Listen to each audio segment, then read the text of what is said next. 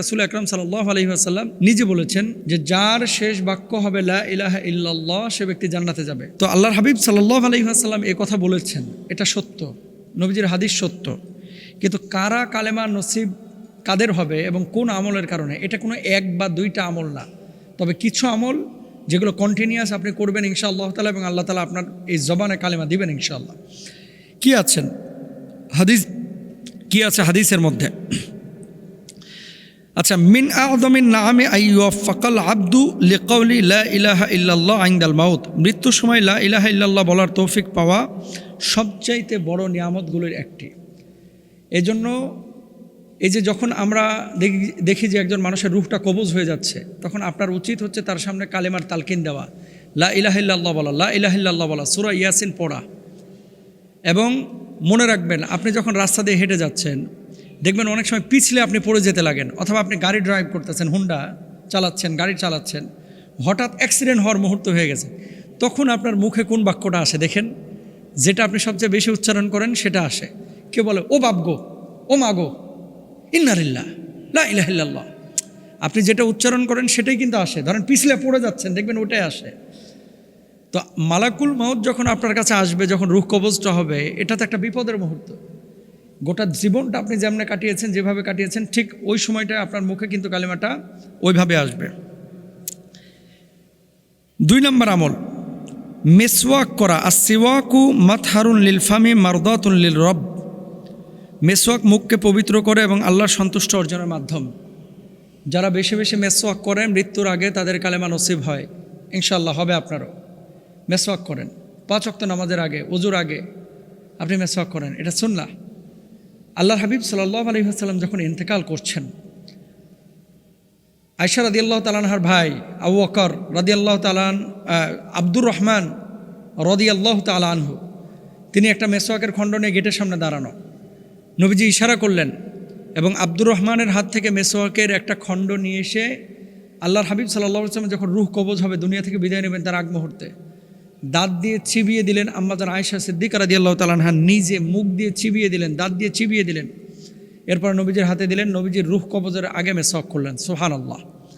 তো আল্লাহর হাবিব সাল্লাল্লাহু আলাইহি ওয়াসাল্লাম নিজে মেসওয়াক করেছেন, আপনি মেসওয়াক করেন, আশা করা যায় ইনশাআল্লাহ কালেমা নসিব হবে। 3 নম্বর আমল, আফদালুয যিকরি লা ইলাহা ইল্লাল্লাহ, যারা সর্বক্ষণ শয়নে স্বপনে যতক্ষণ জীবিত আছে, উঠায় বসায় লা ইলাহা ইল্লাল্লাহ, লা ইলাহা ইল্লাল্লাহ, লা ইলাহা ইল্লাল্লাহ এভাবে জিকির করে, তাদের কালেমা নসিব হওয়ার সম্ভাবনা অনেক বেশি।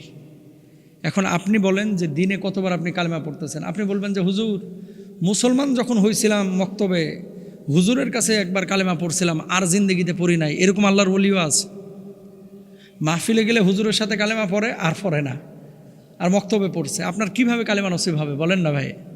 এই জন্য 3 নম্বর আমল এটা। 4 নম্বর, ইত্তাকুল্লাহ ওয়াজতানিবুল মাআসি লাআল্লাকুম তুফলিহুন, দুনিয়ার সমস্ত গুনাহ থেকে মুক্ত থাকার চেষ্টা করতে হবে, তাহলে কালেমা আপনার নসিব হবে ইনশাআল্লাহ। 5 নম্বর, হাফিদু আলাস সালাওয়াতি ওয়াত্তাবিউ সুন্নাতান নবী সাল্লাল্লাহু আলাইহি ওয়াসাল্লাম, নামাজের হেফাজত করতে হবে এবং নবীজি সাল্লাল্লাহু আলাইহি ওয়াসাল্লাম সুন্নাহ মোতাবেক জীবনযাপন করতে হবে। যারা এইভাবে জীবনযাপন করে এদের কালেমা নসিব হবে ইনশাআল্লাহ। এরপরে লাক্কিনু মাউতাকুম লা ইলাহা ইল্লাল্লাহ, মৃত্যু পথযাত্রী যাদের রূহ কবজ হচ্ছে এরকম মানুষের পাশে বসলে আপনি অবশ্যই কালেমার তালকিন করেন। আল্লাহুম্মা সাব্বিত কলবি আলা দীনিক, এই দোয়াটা আপনারা বেশি বেশি পড়বেন যে আল্লাহ দ্বীনের উপর আপনি আমাকে অবিচল রাখেন, অবিচল থাকার তৌফিক দান করেন। ইনশাআল্লাহ রূহ কবজের আগে আপনার কালেমা নসিব হবে ইনশাআল্লাহ। আল্লাহ আমাদের সবাইকে কালেমা পড়ে মৌত দান করুক, আমিন। ইদানিং দেখা যাচ্ছে অনেক হুজুররা টিকটক করে এবং আওয়ামদের মতো অনেক বোরকা পরা মেয়েরাও টিকটক করে, মহিলা মাদ্রাসার এবং হিজাবিয়ান অনেক গ্রুপও বের হয়েছে যারা টিকটক করে, যারা আওয়ামদের মতো নাচানাচি করে, নিজেদেরকে জাহের করে। এ ব্যাপারে আপনারা কথা বলেন না কেন এবং শরিয়া আসলে এগুলো অনুমোদন করে কিনা? দুঃখজনক হলেও সত্য, এটা আমাদের দুর্বলতা, আমরা ওদেরকে হয়তো বা বোঝাতে পারি নাই। টিকটক, ওই যে পেট বাইর করা, নাচানাচি করা, এটা যেমন গুনাহের কাজ। আপনি বোরকা লাগায় এমন অঙ্গভঙ্গি করলেন, কোমর দুলাইতেছেন, হাত নাচাইতেছেন এবং আপনি একটা হাইপ উঠাইতে চাচ্ছেন যেটা গায়রতের সাথে যায় না। আপনার চোখ, আপনি এমন পর্দা করলেন যার কারণে আপনার চোখটা দেখার পরে পোলাপানের আকর্ষণ তৈরি হলো, না জানি ভিতরে কি সুন্দর জিনিসটা আছে। এটা কিসের পর্দা? এগুলো ভণ্ডামি, এগুলো ভণ্ডামি। আবারও বলি, অনেক মহিলা আছে যারা রাস্তাঘাটে চলে, এদেরকে ছেলেপেলে হয়তো ওইভাবে তাকায়ও না, কারণ জানে চাচি যাচ্ছে, জানে হচ্ছে খালা যাচ্ছে, কাজের বুয়া যাচ্ছে, মহিলা যাচ্ছে, তাকায়ও না। কিন্তু কিছু মহিলা আছে, কিছু মেয়ে আছে যারা টিকটক করে অথবা রাস্তা দিয়ে হেঁটে যাচ্ছে, মেয়েদের জন্য পারফিউম ব্যবহার করা হারাম, অথচ বোরকাওয়ালি কিছু পারফিউম পরা, পারফিউম লাগানো মেয়ে রাস্তা দিয়ে হেঁটে যাচ্ছে, ও 7 আসমান 7 জমিন যেন ঘ্রাণ দিয়ে যাচ্ছে। গোটা মহল্লার পোলাপানের দিকে তাকায় রয়েছে যে কি যেন যাচ্ছে। আপনি পড়েছেন বোরকা, ওদিকে হাই হিল পড়েছেন, আপনি কিসের বোরকা? আপনি হুজুর, অথচ চলাফেরা করতেছেন আওয়ামের মতো।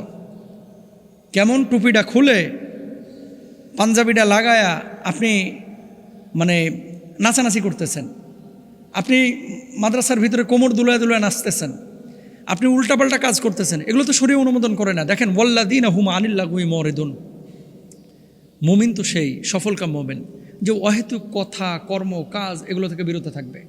আমি আমার বোনদেরকে বলবো এবং ভাইদেরকে বলবো, যারা এই সমস্ত কাজগুলো করতেছেন, আপনারা, দুঃখজনক হলো সত্য, কাপল ব্লগ নিয়ে আমরা অতীতে অনেক প্রতিবাদ করেছি। ইদানিং দেখা যাচ্ছে অনেক এই কি বলে ইসলামের সুরতে নিজেদেরকে অনেক কনজারভেটিভ, অনেক ধার্মিক হিসেবে পেশ করে, এরকম কিছু লোক তারা বউ নিয়ে কাপল ব্লগ করতেছে। আমরা কক্সবাজারে কফি খাচ্ছি, তোর বউ নিয়ে তুই কফি খাই দিয়েছিস, আমাদের দেখানোর কি আছে রে ভাই? তুমি তোমার বউ নিয়ে কফি খাও, মধু খাও, চা খাও, লাল চা, নীল চা, এটা তোমার একান্ত ব্যক্তিগত ব্যাপার। তুমি এখানে আইফোন দিয়ে ছবি তুলে স্লো মোশন দিয়ে তুমি ওখানে একটা ইসলামী সঙ্গীত দিয়ে বুঝাইতেছ আমি বিশাল মানের বড় বড় আল্লাহওয়ালা, তুমি বিশ্ব বদমাস। কি বুঝাইতে চাও এগুলো দিয়ে? পাবলিককে বোকা ভাবো? আমি যে কথাটা বলতে চাচ্ছি, ইসলাম মানলে যেভাবে ইসলাম বলা হয়েছে, যেভাবে বলেছে সেভাবে ঢুকেন ভাই। আর যদি না পারেন, উদখুলু ফিস-সিলমি কাফা, পরিপূর্ণভাবে যদি ইসলামের ভিতরে দাখিল হতে না পারেন, ভণ্ডামি প্লিজ করেন না। সাধারণ মানুষ আপনাদের এই সমস্ত জিনিসের কারণে এরা এটাকে ইসলাম মনে করতেছে। বুঝাইতে পারি নাই মনে হয়। গ্রুপের নাম হিজাবিয়ান গ্রুপ। এদের কাম কি? 8 জন মিলে খালি ঘুরে, এখানে যায়, ওখানে যায়, ওখানে যায়, আর খালি স্টাইল করে ছবি করে ওই রিলস করে করে বেড়ায়। আপনি কি ইসলামের কি লাভটা করতেছেন? আপনি বলেন যে দিনের কি মেসেজটা আপনি দিচ্ছেন পাবলিকের কাছে? আপনি মনে করতেছেন আপনারা দেখে রুহানি বোরকা করতেছে বা হিজাব করতেছে? না, মেয়েদের কণ্ঠ তো পর্দা, আর আপনি আপনার গায়ের রোগটাকে প্রকাশ করে ফেলছেন। এটা কি হচ্ছেটা কি? আম্মাজান আয়েশা সিদ্দিকা রাদিয়াল্লাহু তাআলা আনহা সহ উম্মাহাতুল মুমিনিনদের যে সমস্ত আমাদের মায়েরা রয়েছেন, ওনারা রাস্তা দিয়ে যখন হেঁটে যেতেন, আল্লাহ তাআলা কি বিধান দিলেন? ওয়ালিয়াদরিবনা বিখুমরিহিন্না আলা জুজুবিহিন ওয়ালা ইউবদিনা যিনাতাহুন। 2টা বিষয়। এমন মোটা পোশাক মাথার ওপর থেকে পা পর্যন্ত ছড়িয়ে দাও যাতে করে তোমার শারীরিক অবকাঠামো বোঝা না যায়, কোনো আকার আকৃতি বোঝা যাবে না। এখন আপনি এমন আকার আকৃতি, এমনভাবে নিজেকে প্রকাশ করলেন যে আপনার জিনাত। আল্লাহ বললেন কি? তোমরা জাহিলি যুগের মতো তোমাদের সৌন্দর্য প্রকাশ করো না। আপনি বারবার হাত দেখাচ্ছেন, আপনার চোখটাকে একেবারে হরিণের মতো করে রাখছেন, পুরো মুখে বোরকার নিচে আপনি মেকআপ করে রাখছেন, এখানে বোরকা পড়তেছেন, ওখানে যে আপনি বোরকা খুলে ফেলছেন বিয়ে বাড়ি থেকে। এই ঘোড়ার ডিমের এই বোরকার কী লাভ আছে? এটা পর্দা না, এটা তামাশা। কষ্ট নিয়েন না প্লিজ, আপনাদের হিতাকাঙ্ক্ষী হিসাবেই বললাম। কারণ আলেমরা তো এই জাতির, আমরা অত বড় আলেম না, কিন্তু সতর্ক করার জন্য যতটুকু এলেম দরকার আল্লাহ তো মোটামুটি দিয়েছেন। আপনারা ভুল পথে আছেন। আপনাদের কাছে উদাত্ত চিত্তে আহ্বান করছি, পর্দা করলে পর্দার মতো পর্দা করেন, আর না করলে এই ধরনের পর্দার নামে সমাজের মধ্যে ভুল মেসেজ ছড়ানো, এটা আপনাদের অধিকার কেউ দেয় নাই। হুজুরদেরকেও বলছি, সাধারণ মানুষকেও বলছি, এবং ওই হিজাবিয়ান বিভিন্ন গ্রুপকেও বলছি, প্লিজ আপনারা এখানে থামেন। আল্লাহ তাআলা বুঝদান করুক।